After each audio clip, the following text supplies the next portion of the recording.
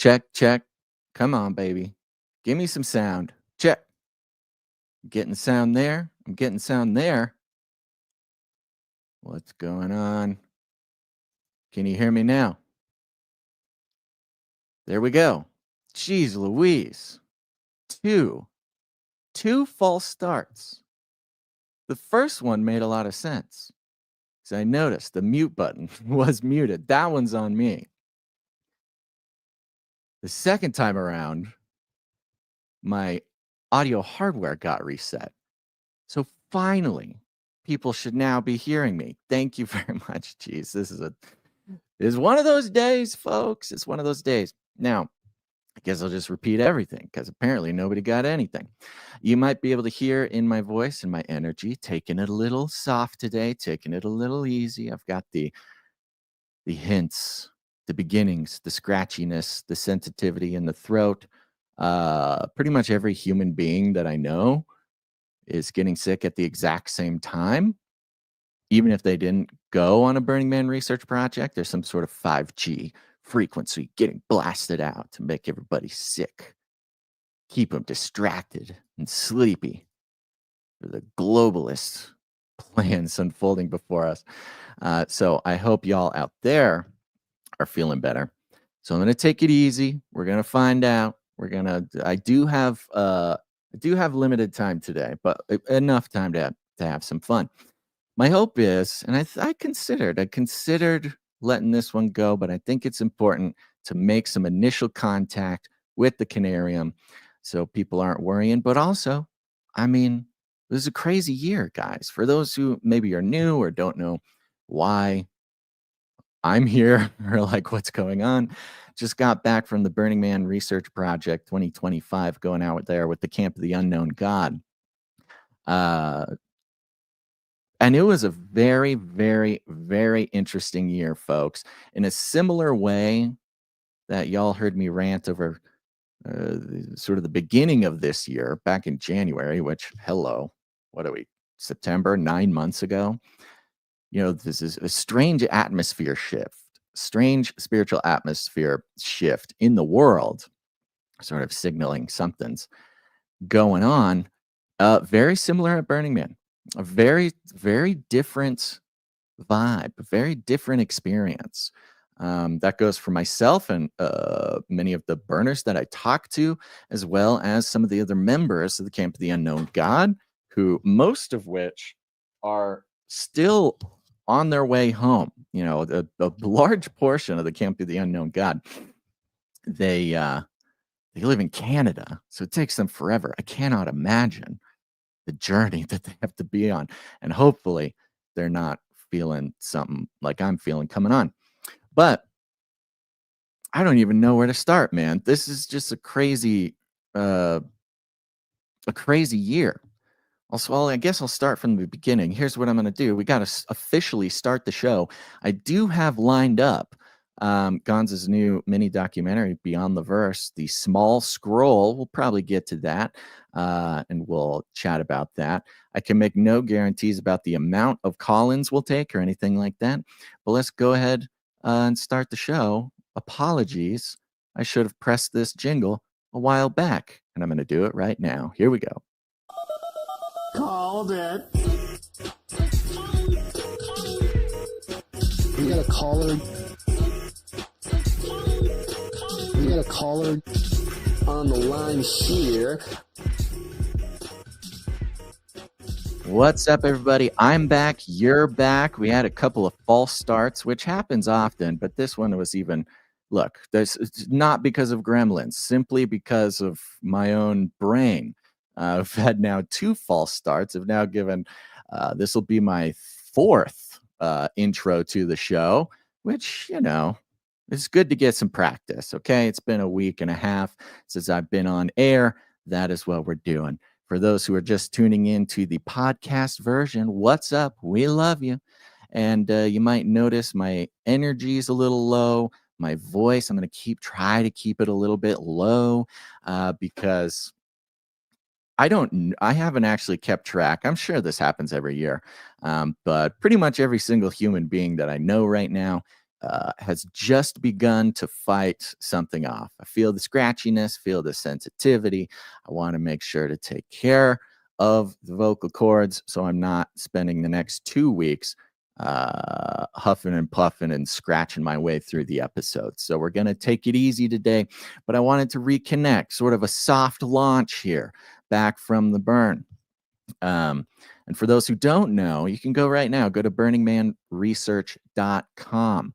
This is a project we've been doing for many, many years, thanks to Carl Teichrieb, author, scholar, who leads the mission every year, not just to accomplish the Great Commission, be there, hands and feet and light and salt and all the things in a very strange and unique place on Earth every single year, but also we know we've seen year after year how Burning Man, not just a music festival, but sort of a global petri dish for all sorts of things, from social engineering to ideological seeding to to all sorts of shenanigans, many of which are being mentioned in the chat right now, is a place where we can get foresight into the broader meta narratives going to be playing out over this next year, broader meta themes in social engineering, in social control. Oftentimes we see what we find during our research at Burning Man reflected in previously in places like Davos. And, Davos has been sort of taken down a couple of pegs. Surely there will be some reflections of that there. But in the broader political, geopolitical, and cultural realms, we get some insight from our work at Burning Man that nobody else gets unless they're doing similar things. So I'm going to try to just bring a nice little intro to some things that were going on. Gons did a great job covering the Canary Cry News Talk front while I was gone. Great job, Gons. And we'll just spend some time doing that here. Hopefully, we're going to kind of let the spirit lead here. If we do get to it, we'll be playing Gons' mini documentary, Beyond the Verse, on the Small Scroll. We can talk about that, take some call-ins. We'll play it by ear here. I do need to be out in, exactly 1 hour and 4 minutes. So we'll see what happens here. But it feels good to be back on the show, back in the metaverse. Big shout out to everybody who joined the Canary Cry text message alert system while I'm gone. I see lots of new members there and people texting in with all sorts of nice words of encouragement, seeing that I'm back. And you should join it too if you haven't yet. Just take out your phone, text the word Canary to 877-740-3226. Join up, send us a text, say hi. We'll just send you a little notification before we go live throughout the week. And, you don't need to rely on algorithms and the, AI sort of demigods that control not just your sort of consciousness, but your ideas and spiritual experience of the world. We don't need robots to be involved in that. So this is a great way to get connected directly. So a couple of things, just interesting, just to lay out the timeline here, because this timeline, I don't know if I'm going to be able to lay it out with every episode forthcoming about the burn and the research. If you're new to the show, new to the community, we do this every year, and it usually follows with 2 or 3, sometimes more, full-length podcast episodes that are produced magnificently by Gons.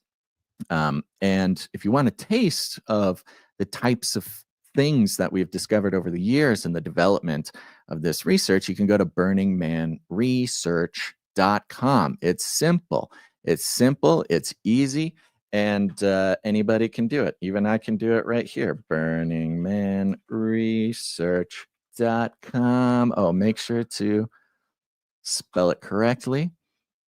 And you'll see we've got episode after, we started doing this research back in 2014. This was before we were joining the actual boots on the ground mission. And Carl Teichrieb was coming in on the academic sort of scholarly side of things.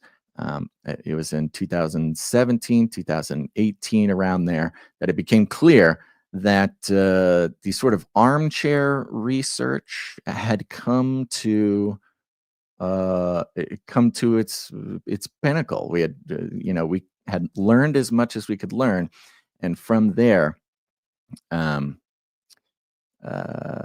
from there, the only thing to do was to go there, be there, bring the gospel, be the hands and feet of Jesus. And it's always been an interesting thing. Here's burningmanresearch.com. You can see it here on the screen. You've got the 2 episodes we put out last year, very good ones. You've got a little bit of explanation as to what's going on here. And you've got a bunch of other episodes over the years, and they range from interviews about Burning Man, interviews at Burning Man, both from scholars, authors, researchers, to simple individuals, even walk around sort of audio journeys through Burning Man for what it's like to be there. It's really sort of hypnotic just being there, the constant sort of audio warfare coming 360. It's very interesting. You can also join in, listen while we take our spiritual census of Burning Man, which is a big part of what we do every year, finding out what are the spiritual, not just spiritual beliefs, but the spiritual identities of those who are at Burning Man. And as we've discovered and presented previously, most people at Burning Man are post-Christian, ex-Christian, or used to be Christian. So this is not necessarily an unreached people group. Most of these people either grew up Christian, became Christian for a time, not just culturally Christian, as you would say most Americans are, because of course, Burning Man is sort of a global phenomenon. So I think this year we're somewhere around 68,000 people from every country on Earth. But there is something about the post-X or used to be Christian mindset that comes to Burning Man seeking for whatever might be next. And this year was very interesting for many reasons. Now, I'll say this to assuage people's fears. Number one, it took me 2 extra days to get out there. I was 2 days late. And of course, when we're 2 days late to something, we go, oh my gosh, what a failure. Oh my, I can't believe I'm taking 2 extra days to get out there. This is horrible. I am failing. I'm letting everybody down. Was trying to get out there on Sunday, of course, the first day. Didn't get out there till Tuesday. And for those who are paying attention to the headlines, you'll know that the first 2 days, Sunday and Monday, were absolutely apocalyptic weather days at Burning Man. In fact, those who are trying to show up, come through the gates, and arrive at Burning Man Sunday or Monday, were just halted right there on the desert floor. This is a very interesting thing. You drive about 10 miles just on the desert. They make a 14-lane highway. Let me see if I can pull up a picture of this. Just get some pictures of this for those. You've probably seen them, but I'm gonna pull this up here because it's very interesting. Let me share this tab instead. Let me put it up here. This is the kind of thing that you see. For those who are trying to arrive on the correct day, or whatever, maybe not correct, but the first couple days, they were met with these kinds of traffic jams, which are just enormous 14-lane temporary highway in the middle of the desert. And they were stuck there for 20 hours. 20 whole hours. Just in your car. If you're driving a car, God bless. If you're driving an RV, you got a little house with you, you can take a nap, which is really, look, things like this, lines like this, these are totally normal. These aren't actually bizarre, but we can all thank God, thanks to everybody's prayers and God's best interest for me. Me going out there 2 days late meant I didn't have to sit in this 14-lane highway traffic jam for 20 hours. God bless. Isn't that nice, right? Okay, he's looking out for us.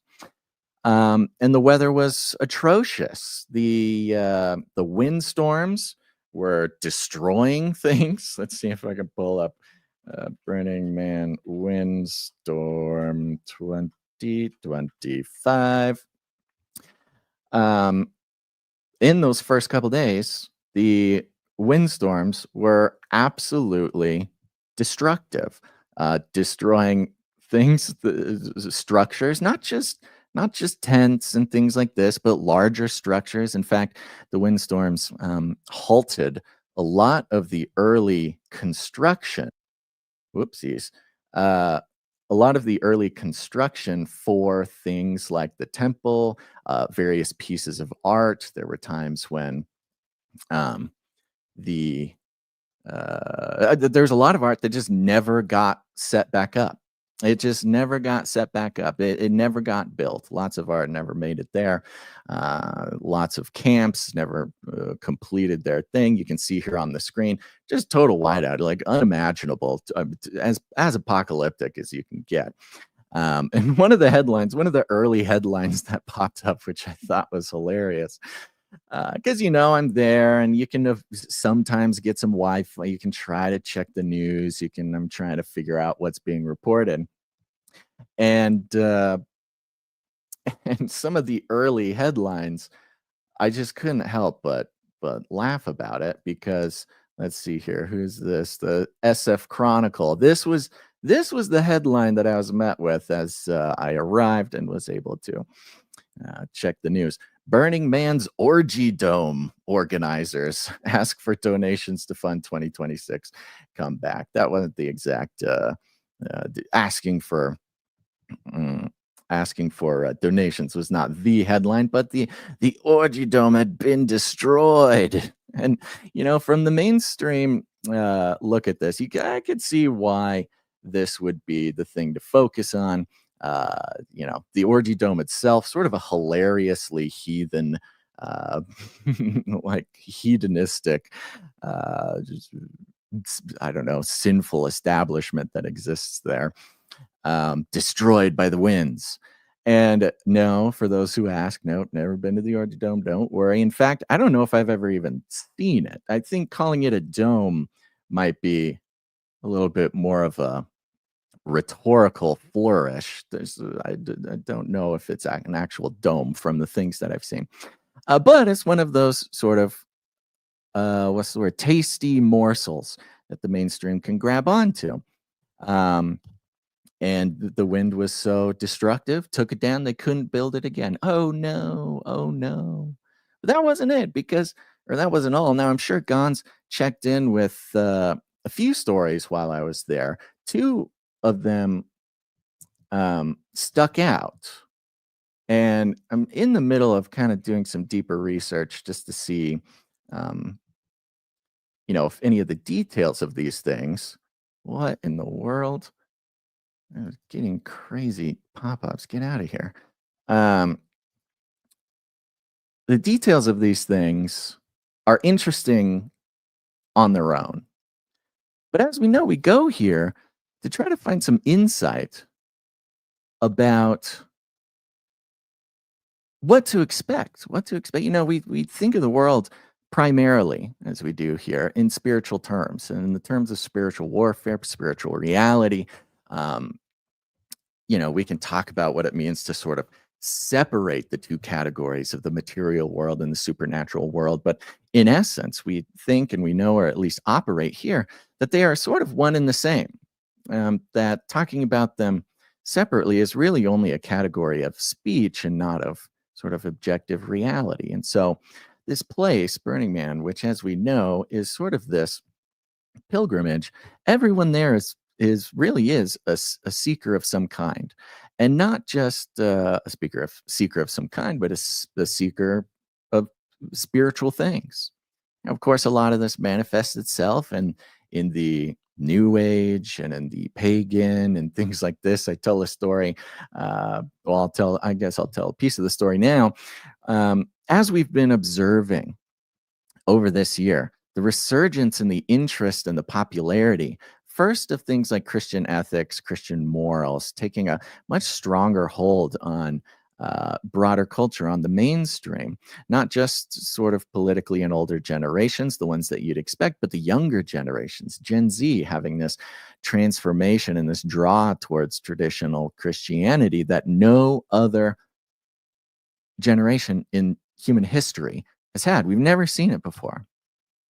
And so we have specifically younger people, but people of all ages turning towards not just Christianity, although it includes things like American evangelicalism and Protestantism of all sorts, all flavors, but even the hyper traditionalist, or at least what might be categorized as hyper traditional, things like Catholicism, Eastern Orthodox.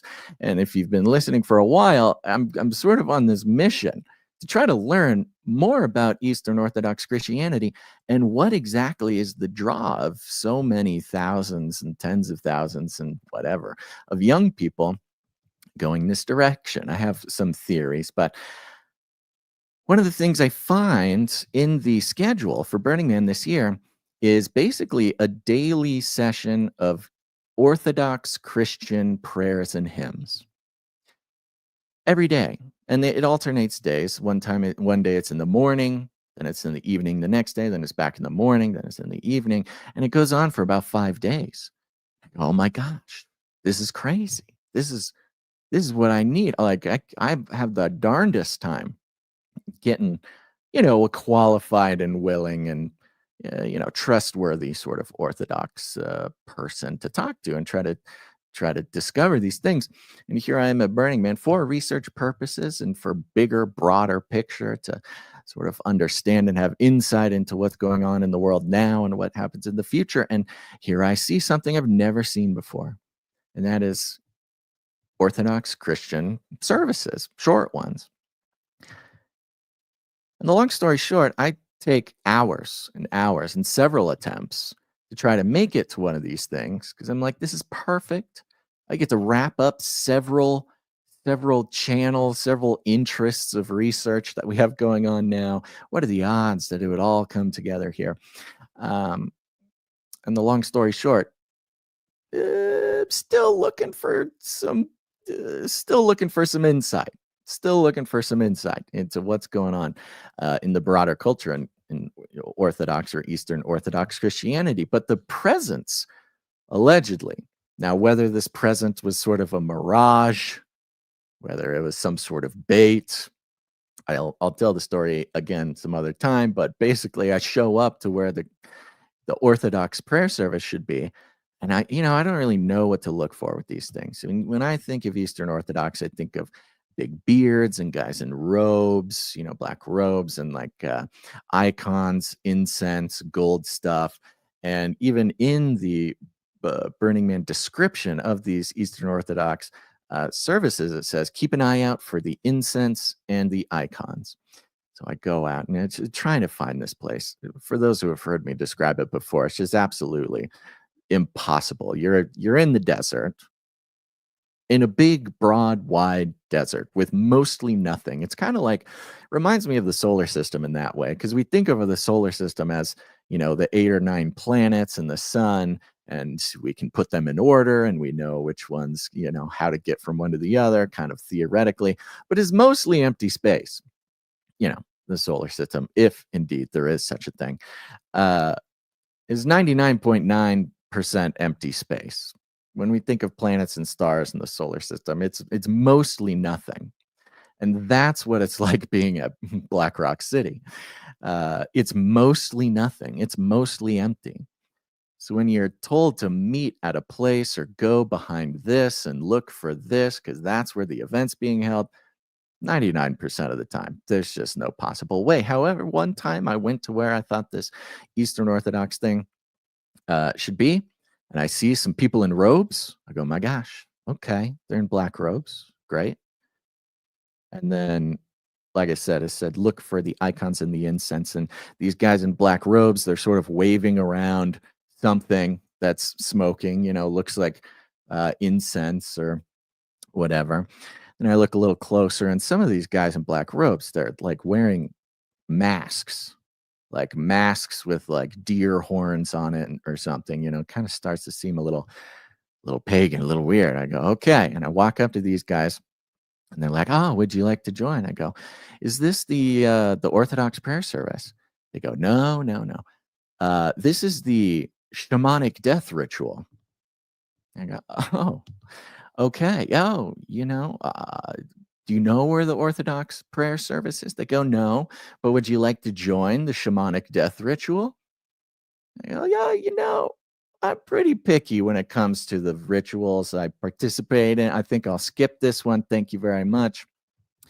And it was this very interesting moment where, as I'm searching for what's caught my attention in culture for so long, and this is this Eastern Orthodox, this movement towards Eastern Orthodox Christianity, more traditional bits of Christianity, when I come to the place where it should be, I find a shamanic death ritual. And I stand pretty far off and I'm still confused, looking around, looking for the thing I'm looking for. And they start this ritual. And yeah, there's smudging and people are laying on the ground and the guys in robes are kind of walking around and yelling at the people on the ground. I don't know exactly what was going on. And I didn't really want to get too close to it. And I go, that's very interesting. I'm so singularly focused on looking for this reflection of interest in traditional Christianity, being here at Burning Man. And all I still can find is the shamanic death rituals. Sometimes that's how it goes. I don't know. Um, a couple other interesting things that happened there that you may have seen the headlines for. One of them was, let's see, which headline do I want to bring up? There's so many different versions of this story. Well, you may have heard there is a young man uh, who was murdered. Yeah, this is a first. Not seen, not seen this happen before. Where is, let me see, I'll bring up this is annoying. I had all these things, all these links. All my links are messed up. Come on, give me the links. All right, I'm just gonna jump over here to this. I'll do this. Los Angeles Times. Let me go. Let me share this Los Angeles Times with you. Share screen. Boop, boop. Had the New York Times is much more interesting, but here we go. Los Angeles Times, Burning Man is crazier than usual with a murder mystery and demonic claims and a surprise birth. Burning Man, it tells us a little bit about Burning Man. We know how that goes. Talk about the winds, talk about the orgy dome going down. Let's see. They talk about the other thing that I want to talk about, but after I do this, let's see. On Monday, Pershing County Sheriff Jerry Allen asked the public for help information on the case. Where did it go? Then, as the large wooden effigy known as the Man burned Saturday, symbolizing the culmination of the 9-day festival, a homicide investigation was sparked with the discovery of a dead man in a pool of blood. A festival goer flagged down a Pershing County sheriff deputy to report the death at a campsite. No arrests had been made as of Tuesday. On Monday, Pershing County Sheriff Jerry Allen asked for the public's help for information on the case. Quote, "We are also currently seeking information regarding any suspect identifiers for any person who would commit such a heinous crime against another human being," Allen said in a statement. On Wednesday, the victim was identified as Vadim Kruglov from Russia. So it was a Russian guy being murdered at Burning Man here. From what I could tell, it seemed to have been a stabbing. Quote, "Our hearts go out to Vadim's family and friends as we grieve the loss of a community member," organizers of Burning Man said in a statement. Quote, "Burning Man Project is also doing everything we can to assist the sheriff's investigation so the perpetrators can be caught and brought to justice." Officials have not released details in the case or how the victim was killed, other than saying that the attack appeared to be a singular crime. On Tuesday, Pershing County Sheriff's officials announced they had made progress on another crime with the arrest of a Southern California man on suspicion of sexually assaulting a woman during the festival. And it goes on here. So you have this. This is, There are deaths at Burning Man all the time, and there's a lot of reasons for this. Number one, you get 60, 80, 100,000 people all in one place with very loose safety recommendations, very little rules, obviously lots of risky behavior, not just when it comes to things like substances or alcohol, but also climbing on things. This is a part of the Burning Man culture is you're basically you can just climb on everything. Previous years had 40-foot tall stacks of cars that people would climb on, or, big pieces of art. It's generally accepted that you can just get on, climb whatever you want. Many art pieces are made specifically for climbing on. A lot of dangerous and risky behavior of all kinds, of course, from those that seem a little would be more criminal on the outside to those more akin to like playground ruffians, falling off of large objects. So, on top of that, the median age for Burning Man, lots of people think of this as a music festival filled with young people. The median age is something like 50 years old. Most people are in their 50s and 60s, or, however that gets calculated. It's a much older crowd than you'd expect. And so, with that comes lots of things like heart attacks and strokes and things like this. So, the idea that people die at Burning Man, happens every single year, but specifically a murder. This is a bit new. I have not seen or heard of an actual murder going on at Burning Man, maybe ever. Not to say, the thing's 30 years old. Maybe there was one in the past, but as far as I know, this is the first time. And the fact that he was a Russian guy is very interesting. He's a Russian national who lives in Tacoma, Washington. As we do, we expand this happening, this story from Burning Man out into the sort of reflected out on the geopolitical stage. And you think, of course, it's a Russian guy. Who else would it be? You look at the world, you look at the current events, you see the geopolitical thing now. Of course, it would be a Russian guy. If not for a sort of purposeful human message to be sent or something, whatever, then at least a sort of spiritual reflection of the atmosphere around the world. Sure wasn't going to be a Ukrainian guy. However, it might be interesting to see if there were any Ukrainian guys in the vicinity at the time. Not making any allegations, just saying from what we know before, might be an interesting question to ask. And not just a guy of Russian lineage, but an actual Russian national who's living in Washington, Tacoma, Washington, from what's being reported. And so, a Russian national at a time like this, living in the United States, and coming in contact with such a strange and singular demise at a strange and singular sort of ritual, globalized ritual as Burning Man, is very interesting. Now, there's another very interesting thing, another first, as far as I can tell, which is there was a baby born at Burning Man. And you might think, when I first heard this, I got, well, surely other babies have been born there. But apparently, this is the first time that we've seen. I'll read you from the same article here.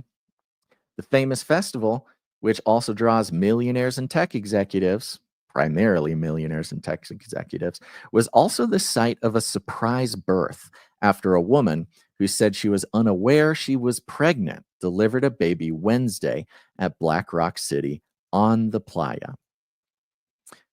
Quote, "It's an absolute miracle," the father, Casey, 39, of Salt Lake City, told The Times. His wife suddenly went into labor inside their RV last week and gave birth to a 3.5-pound baby girl. A little baby, a little baby. Must have been early. An obstetrician, pediatrician, and a nurse who were nearby, also attending the festival, responded to the cries for help and assisted with the delivery and care of the newborn. The couple and their new daughter were first cared for at Burning Man's medical tent until a helicopter arrived to take the child to a neonatal intensive care unit in nearby Reno. Then, and then it goes into the murder story.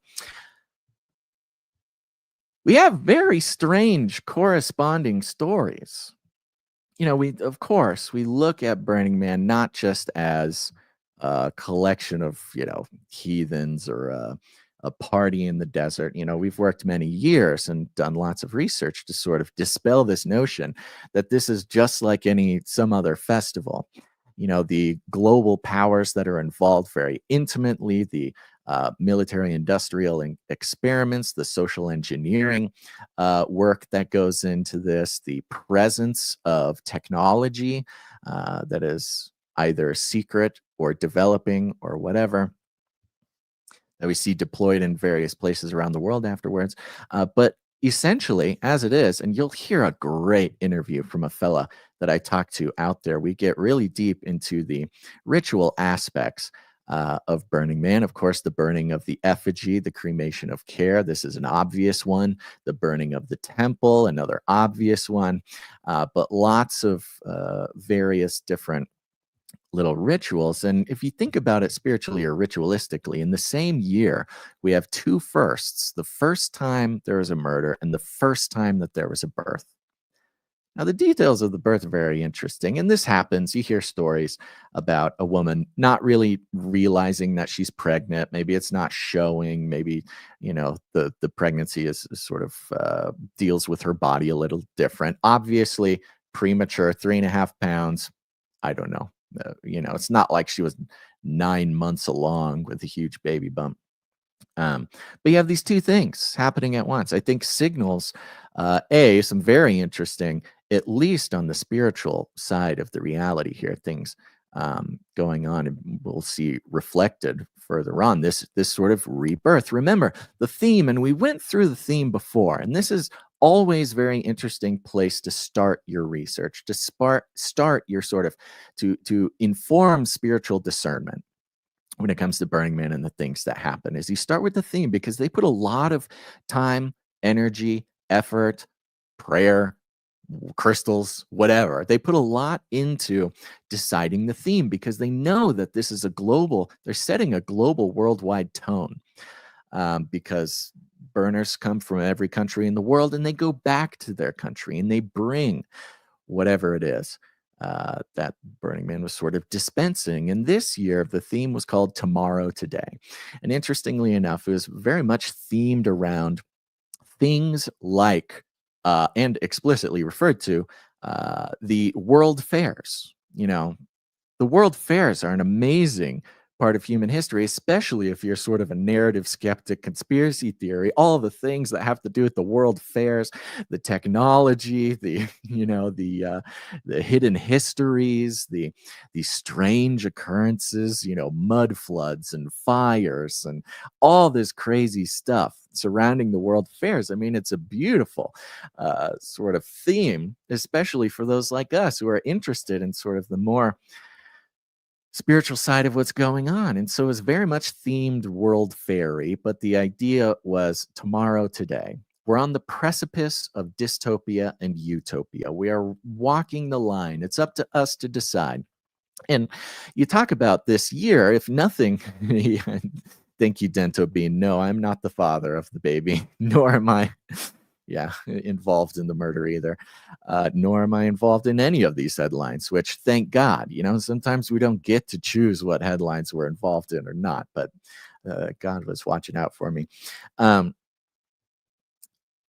This year, again, if you've been with us for some time and you heard me sort of pontificate 9 months ago about this is a weird year, things are going to be totally different. It's going to go one way or another. And we're coming up on 2026. And so the theme of Burning Man, Tomorrow Today, and explicitly about how we're walking this line of Dystopia, utopia, can we choose? Do we even have control? What should we do to what should we choose? What choice should we make? It's up to us, this sort of thing.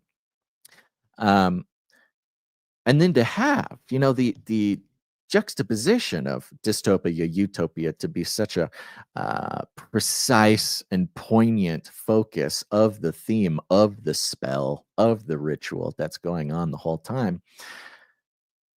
Now we have sort of physical manifestation of a sort of two different futures, a dystopia, a utopia, happening at the same time. Now, this is very, of course, esoteric, sort of occult, dualistic um, expression. Of course, something like this was going to happen at some point, uh, but the juxtaposition of a murder of a Russian national and the birth of, I believe, the parents of the child were sort of Silicon Valley types. They were in a big fancy RV. They were sort of a little bit more well off people in one of the good neighborhoods at Black Rock City, if you can distinguish those things. But you have the murder of a Russian national, obviously relevant to what's going on in the world. You have the surprise birth of a child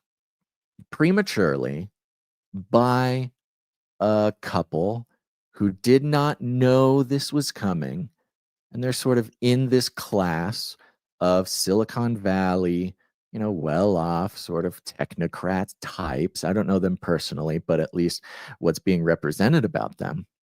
And we see this match reflect perfectly sort of the state of the world, the two different ways that we could go, or perhaps happen at the same time.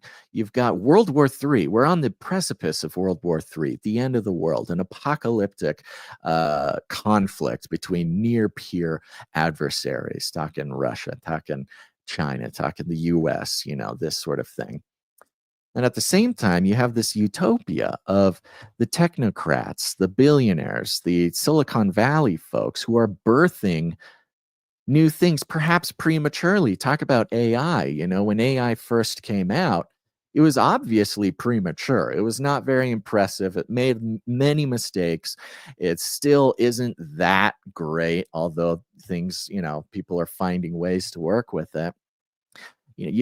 I very much consider and it doesn't have to be AI specifically. There's lots of different things that can fit in this, but just as a metaphor, the release of AI, which many technocrats admit was sort of premature. It's not capable of doing the things we really want it to do.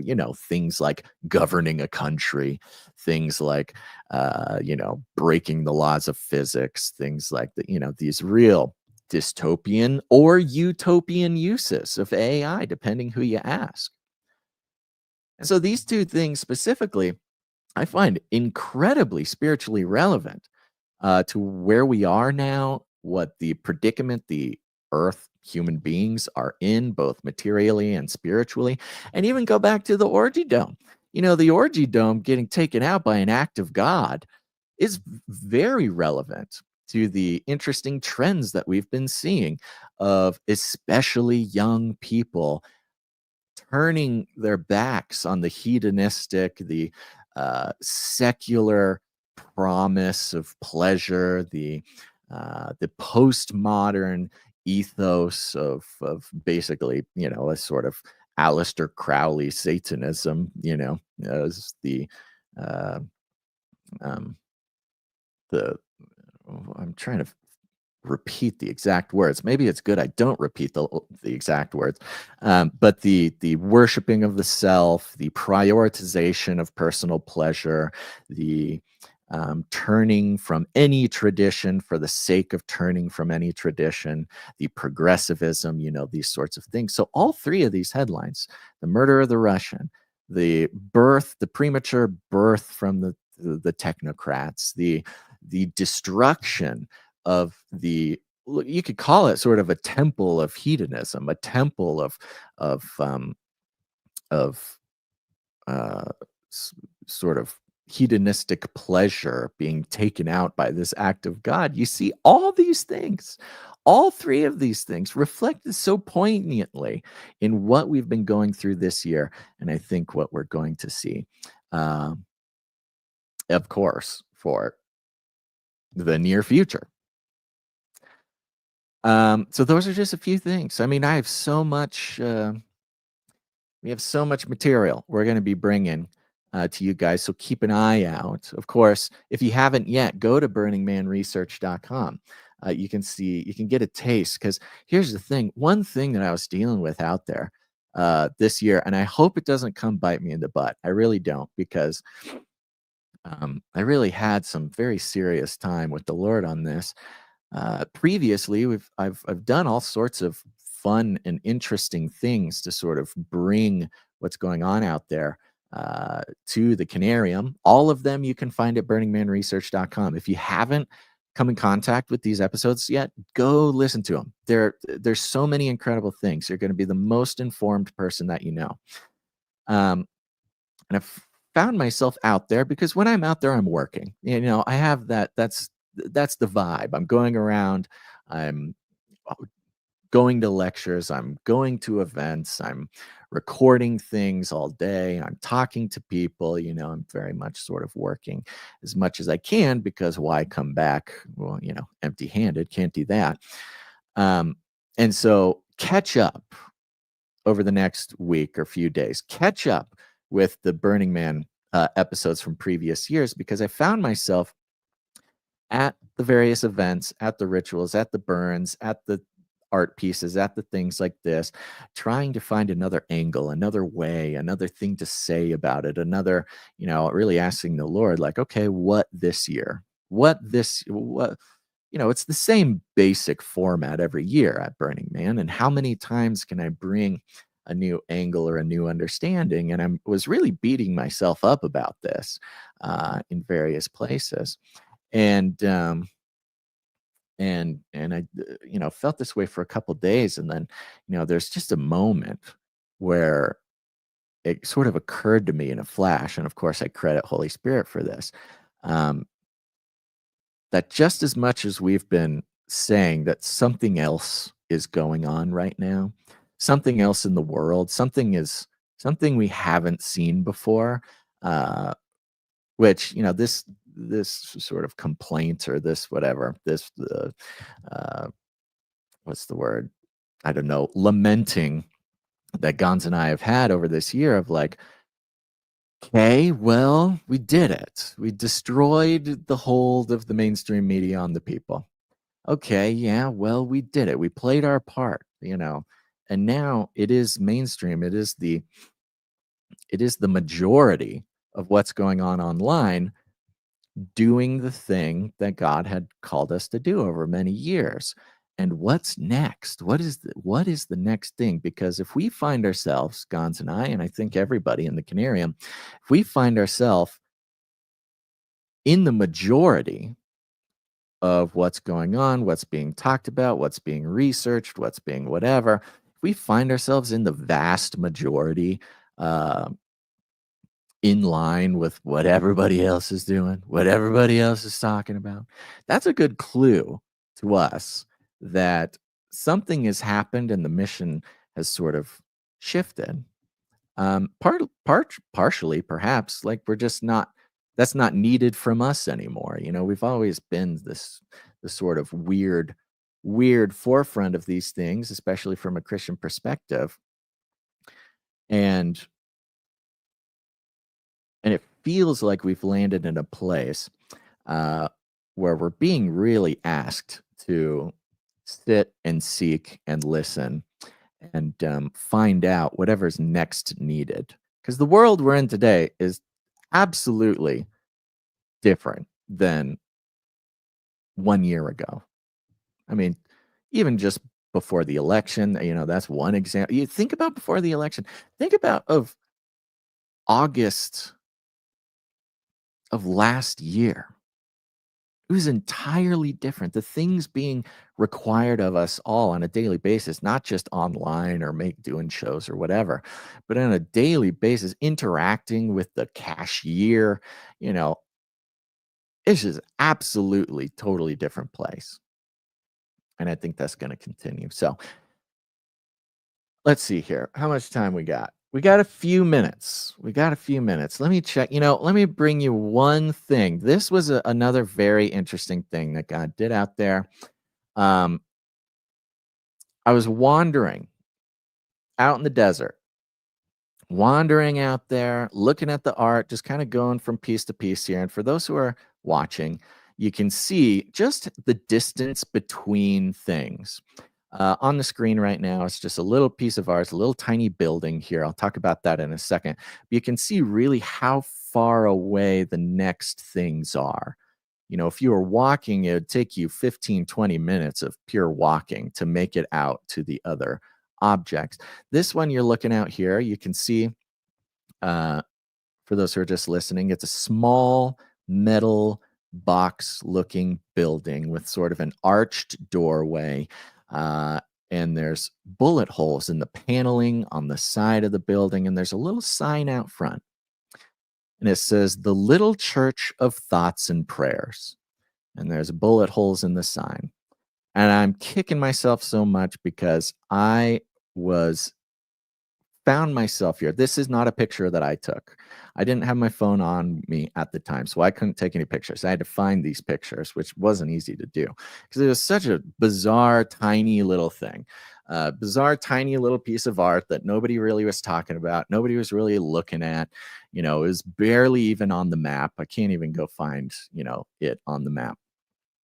But there's this tiny little piece of art, the Little Church of Thoughts and Prayers. And immediately you see there's bullet holes in the sign on the side. You can see bullet holes on the side of the building in what look like the windows. And, it's very interesting. You go and you look through these bullet holes and they'd actually stained glassed inside the bullet holes. So you kind of get what they're saying here. They're making a connection between Christianity and gun culture and America and how thoughts and prayers, it's this sort of absurd thing. We all know the sort of very mainstream message that is trying to be delivered here, which is the hilarious thing because this Burning Man is supposed to be counterculture. It's supposed to be, this. I found it quite impotent. In that it wasn't saying anything that you wouldn't hear on MSNBC, right? There's no message in this art that hasn't been on MSNBC. And you go inside this, and the pulpit is sort of covered in bullet casings, organized and stacked up. And the pews inside, they're covered in sort of bullet casings. And it didn't occur to me until this exact moment. I don't know what it was, but it was maybe, I can't remember if it was as I was leaving this or as I was, or after I had left or before. It only occurred to me later on in the evening when I was laying in bed. I found this thing on the exact day, mere hours after the shooting at the Catholic Church Mass had taken place. And in the mainstream, there was this exact same, I believe it was Tim Waltz. I don't want to be incorrect. I should have spent some time and dug these up, but probably return to it again. The conversation about thoughts and prayers came back. And, this particular shooting at the Catholic Church was interesting because, Rosie O'Donnell immediately makes a video and says, "Oh, of course, it's a white Christian man shooting up a church. It's always the white Christians, the MAGA people." I believe she said it was MAGA shooting up a Catholic church, which, I mean, I don't know what's going on with her, but like zero connection with reality, and really no, it doesn't seem to be any desire to connect with reality. Just pure simulacra, pure simulation of sort of control mechanisms just spewing out of this woman's mouth. And of course, she got criticized quite deeply for this later because it turns out that the shooter was a trans person. And then it turns out that the manifesto or the material, the writings of the shooter, were made available. And it wasn't just a trans person, but it was a trans person who didn't want to be trans anymore. It very explicitly explained how they had brainwashed themselves. It's this interesting in their writings. It's very interesting. I don't know, self-awareness that they had brainwashed themselves into thinking that uh, this is what who they were and what was important to them. And as time went on, they sort of woke up to this in this very horrible way and was filled with lots of pain and hated Christians, of course. Of course, the person's parents had a connection to the church, something like they were, volunteers, or maybe she had been a secretary. The mother had been a secretary. They had some connection with this. And then it comes out that the parents were very supportive of this person's transition, that there hadn't had been, you know, um, lots of pain associated, but at least between the parents and the child, the person doing it. And so you have this, again, total mix up, this total disconnect from the art and the message being this little church of thoughts and prayers took on an entirely different meaning looking at it, standing at it there. Because it's very interesting to see how, of course, the artist probably, I don't know, I haven't talked to them, but it's a very obvious sort of message here is that, oh, the church must be criticized because when bad things happen, they just offer thoughts and prayers and they don't do anything political to stop bad things from happening. But in this day, this very day, the message, whether the artist desired it or not, was completely shattered, was turned completely upside down, which I love because that's what we see Christ do all the time. It's what Christ does in the New Testament all the time. Take sort of an establishment message, an established theology, an established uh, idea of how things are, how they work, and he turns them completely on their heads. There's lots of examples of this. Um, and it was a very sort of powerful moment in this strange place where I'm beating myself up, trying to figure out the you know, new way to present this thing. When in reality, just I had nothing to do with trying to dissect or bring an angle or whatever. It was Christ that comes in and through the sovereignty of God totally transforms the message that was being put out here and transforms it through not the horrendous act of a very troubled individual and a very troubled media who insists on on a singular message, an impotent one at this point. Obviously, it's an impotent message. It's not catching on. People are turning to traditional things more and more and more. There seems to be a total lack of understanding. And in this moment, when we feel like the world is totally upside down, I mean, we all know this. It just feels, it doesn't feel right. The message isn't consistent. It isn't there. And Christ is able, and it's just like he turns the thing totally upside down, and suddenly it makes sense. And suddenly the sovereignty of God is obvious in it, and seems power makes its way back uh, into these moments, into these statements, and of course the spiritual reality is what we're seeing. The spiritual reality is what holds those I mean, there would be no way for a person um, to communicate with the abilities, with the perspectives, with the whatever. There'd be no way for that to be as impactful or as important or as infinitely or eternally, uh, I don't know, life sort of world changing. And those are the kinds of things we love. And we got a lot more stuff that'll be coming out. We're going to do a lot of editing.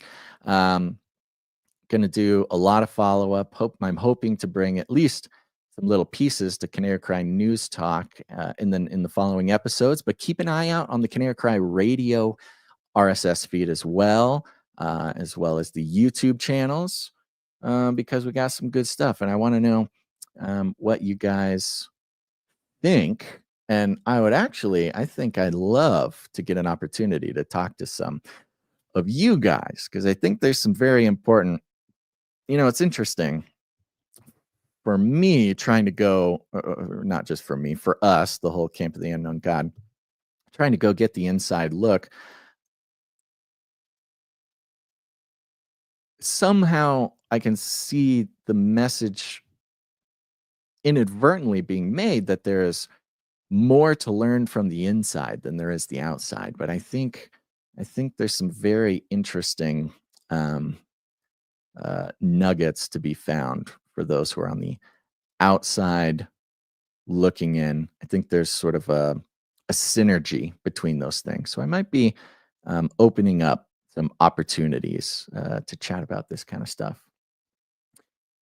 Okay, let's see here. Oh, look at that. We're good. I can kind of feel the